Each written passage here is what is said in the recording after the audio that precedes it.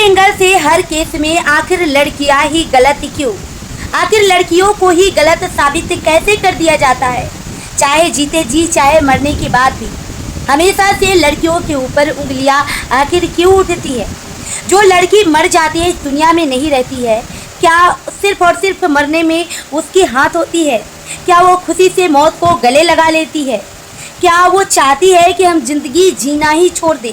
जो लड़की जिस घर में बचपन से बड़ा हुई है, पढ़ लिख कर इतने सुखी संपन्न होकर अच्छा खासा शादी करती है और शादी करने के बाद वो इस तरीकों से गलत हो जाती है जैसे पूरी दुनिया का जुर्म और पाप उसी ने किया हो।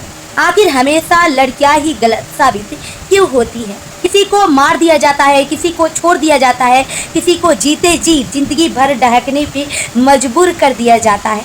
क्या लड़कियों की ज़िंदगी इतनी सस्ती होती है?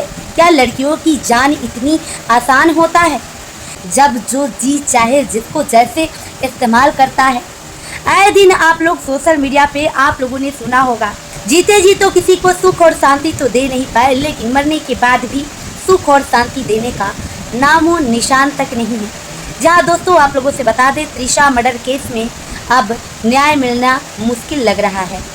जी हाँ दोस्तों, त्रिशा की सास रिटायर्ड जज है, त्रिशा के पति क्रिमिनल लॉयर है।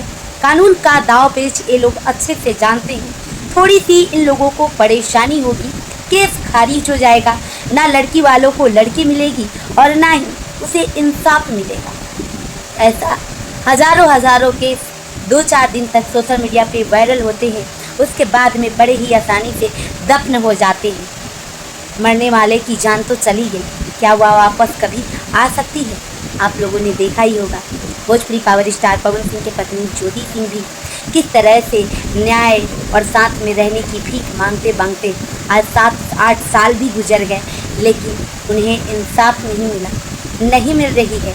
लास्ट में उन्होंने कोशिश किया कि हम तलाक ही नहीं देंगे, साथ में रहेंगे। अब आगे देखते हैं होता है क्या। ये बस सोशल मीडिया की तमाशा है, लोगों की तकलीफ और कुछ भी नहीं। क्या सोचते हैं आप लोग? अपनी राय कमेंट बॉक्स में जरूर दीजिए। वीडियो को ज़्यादा से ज़्यादा शेयर करें। मिलता है नेक्स्ट वीडियो में, तब तक के लिए बाय बाय।